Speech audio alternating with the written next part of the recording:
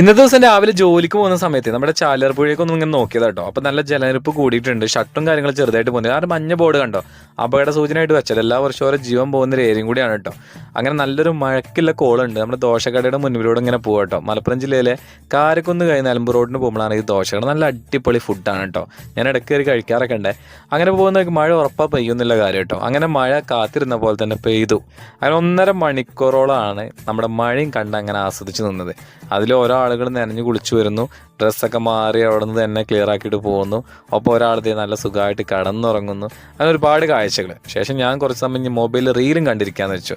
അത് നോക്കിയപ്പോൾ AI ക്രിയേഷനിൽ നമ്മുടെ ദ്വാരക ഉണ്ട്, കടലിൻ്റെ അടിയിലുണ്ട് എന്ന് പറയുന്ന ശ്രീകൃഷ്ണൻ വസിച്ച കാലത്ത് ദ്വാരകയുടെ ഒരു AI ക്രിയേഷൻ വീഡിയോ കൊണ്ട് തിരിച്ചു പോകുന്ന ഒരു അപകടം ഉണ്ടായിട്ട് മഴയും കാര്യങ്ങളൊക്കെയാണ്. പതുക്കെ പോകും, ഒരു ആക്സസ് സ്കിഡായിട്ട് വണ്ടി പോയി അടിച്ചാണ്. പോകുന്ന വഴിക്ക് ശ്രദ്ധിച്ചൊരു കാര്യമായിട്ട് അവിടെ കുറച്ച് ബ്ലഡ് ചിന്തിയിരുന്നു. അപ്പോൾ ആ ഒരു നായ ഇങ്ങനെ സ്മെല്ല് പിടിച്ച് നിൽക്കുന്നത് കണ്ടോ നിങ്ങൾ.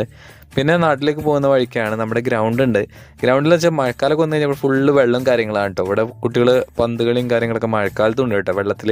അങ്ങനെ കുറച്ച് സമയം അവരുടെ ആ ഒരു പന്തളിയും കാര്യങ്ങളൊക്കെ നോക്കി തിരിച്ചു വരുന്ന സമയത്ത് നമ്മുടെ ചാലിയാറിൽ ഒന്നുകൂടി നോക്കി. അപ്പോൾ വെള്ളം ഒന്നും കൂടി കൂടിയിട്ടുണ്ട്.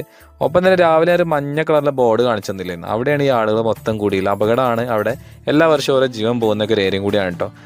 അതും കണ്ട് എത്ര കണ്ടാലും കേട്ടാലും പഠിക്കാത്ത ആൾക്കാരാണല്ലോ നമ്മൾ. എന്തായാലും വീട്ടിലെത്തി കുറച്ച് ചിക്കൻ വാങ്ങിയത്. അപ്പം ഞാൻ തന്നെ ഒരു പേരില്ലാത്തൊരു വെറൈറ്റി ചിക്കൻ കറി ഉണ്ടാക്കിക്കൊണ്ടിരിക്കുക കേട്ടോ.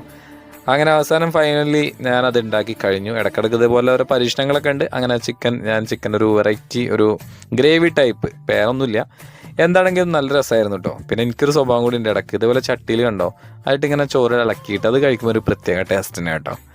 എന്താണെങ്കിൽ ആ പരിപാടി ചട്ടി നല്ല വൃത്തിയിൽ ഞാൻ തുടച്ച് മിനിക്കിടും. എനിക്കൊന്നും ചെറുതായിട്ട് വെള്ളം ഒന്ന് നനച്ചാൽ മതി.